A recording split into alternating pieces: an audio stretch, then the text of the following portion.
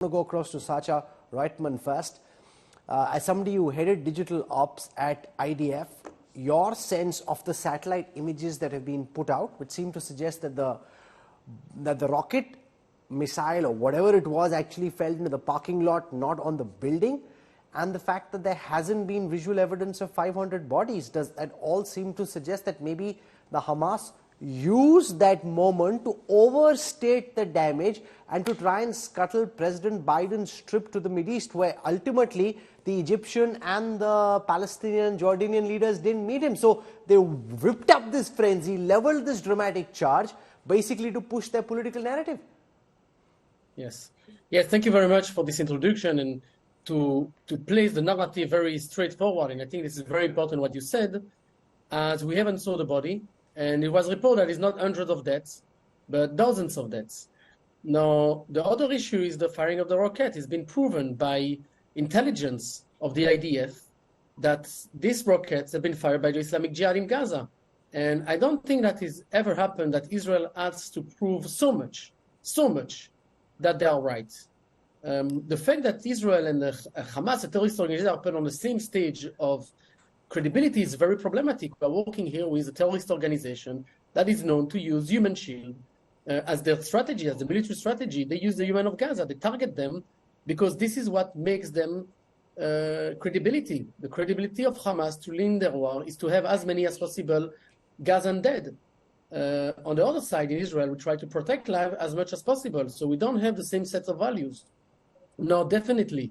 Now, Rami Shah, yes. Let's look at the evidence that we have. Yes, most certainly people died, and that's always very unfortunate. Even one death is bad enough. But to say that almost 500 people died and then not present bodies, if there were 500 dead bodies from the way Hamas does propaganda, they'd have them lining up at one place, body after body. That hasn't been done. Secondly, visual images seem to suggest that the rocket actually came from the Gaza side. Now, whether this is Hamas or Islamic Jihad, we don't know. Plus, there isn't a crater. If an Israeli missile had actually come in, it's fallen on the parking lot and not on the actual hospital. So was the Hamas just building this up for their political narrative? Let me just interrupt here. It's been clear and proven that the destruction on the Gaza hospital of this case was not done by the Israeli army, period. This is not discussion anymore at all. All the evidence are there. Okay. Let Rami Shah respond to this. Mr. Shah, do you accept that the evidence hasn't been adding up, that the Israelis have put up very strong defense to suggest that the rocket actually came from within Gaza? I think the lies and propaganda done by the Israeli army is not going to fool your audience. Your audience is much smarter than that. There's a context of 75 years of occupation and annihilation of Palestinian people. Israel was built through ethnic cleansing and continued to expand through ethnic cleansing. Today, in the last 12 days, we have seen 3,785 till today in the morning, civilian killed, including 1,000 children burned under Israeli attacks with napalm, with the white phosphor, with different kind of ammunition. We've seen targeting of houses, of homes, of students, of schools, of UNRWA and UN places hosting refugees. The attacks on hospitals is continuing. This particular hospital have got a warning from the Israeli army a day before, and the owners and the workers in the place have called the Archduchy in England, telling them of the Israeli warnings and the shots they shot near the hospital. And they told them, don't worry, they will never dare to attack a hospital. The second day, but sir, Mr. Shah, now there is satellite imagery which shows that the missile didn't fall on the building, it's fallen on the parking lot. You can see that in the satellite images.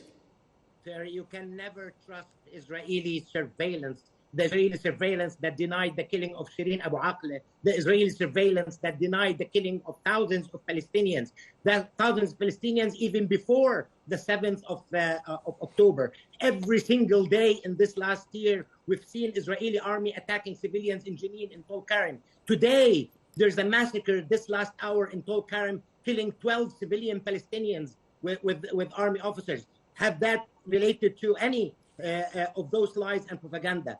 These are called atrocity propaganda. It's trying to put atrocity on your foe to use it against them at the end. In your show just right now, one officer said that was a Hamas rocket, and the other one said it was a jihad rocket. They have to perfect their lies to be able to fool the world. The whole world, not just in the Arab world, realizes that there is an ethnic cleansing and genocide happening in Gaza, and this must stop. Those crimes that's against humanity must stop. The continuous targeting killing. You can look at the words of all Israeli politicians and army using words like Palestinians are not humans, they are animals. Netanyahu saying that the children of darkness. This is all preparation for a continuation of genocide that's happening to Palestine.